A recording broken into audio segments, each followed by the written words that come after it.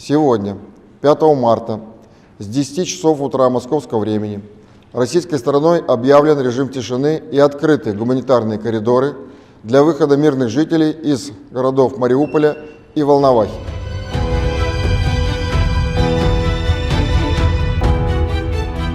Sahabat Kompas.com, konflik antara Rusia dan Ukraina masih berlanjut hingga hari ini.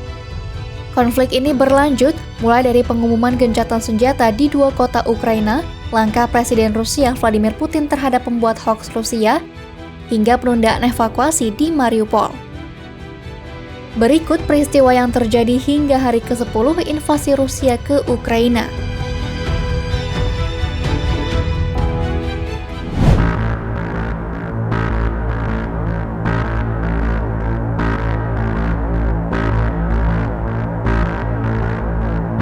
Yang pertama adalah pengumuman gencatan senjata oleh Kementerian Pertahanan Rusia di wilayah Ukraina pada Sabtu 5 Maret 2022.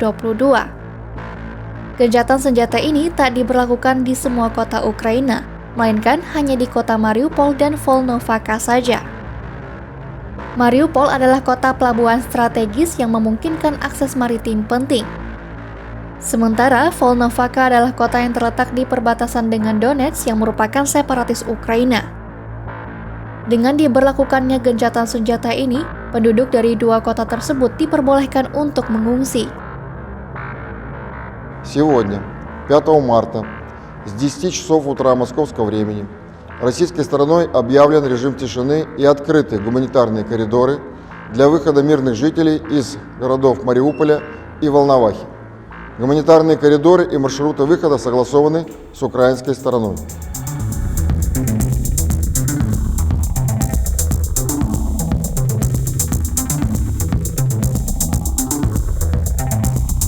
Berita selanjutnya, Presiden Rusia Vladimir Putin menandatangani undang-undang yang memperkenalkan hukuman penjara hingga 15 tahun bagi penyebar berita palsu tentang militer Rusia. Selain hukuman penjara, UU tersebut juga menetapkan konsekuensi denda yang berbeda-beda bagi penyebar hoaks Rusia. Putin juga akan menandatangani UU yang akan memungkinkan denda atau hukuman penjara hingga 3 tahun karena menyuruhkan sanksi terhadap Rusia atas invasi ke Ukraina.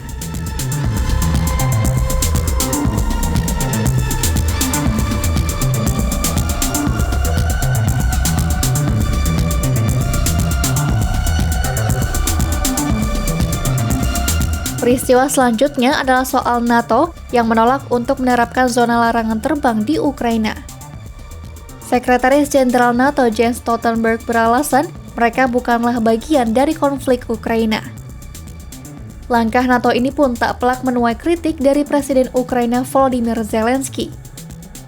Zelensky menyebut aksi NATO ini menunjukkan tidak semua pihak menganggap perjuangan untuk kebebasan sebagai prioritas utama Eropa.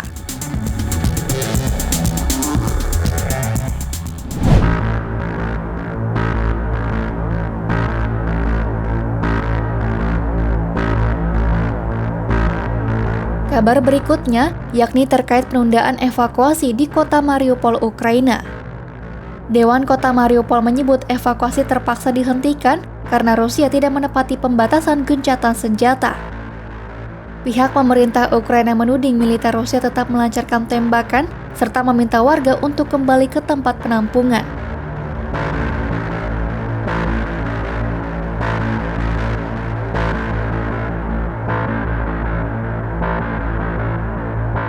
Badan Pengungsi PBB atau UNHCR melaporkan adanya potensi peningkatan jumlah pengungsi Ukraina yang melarikan diri.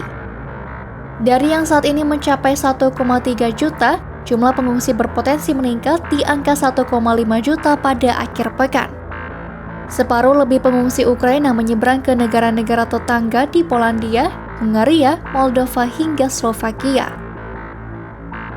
Mereka pun memperingatkan akan ada jutaan pengungsi lainnya lagi jika konflik Rusia-Ukraina ini tak segera berakhir.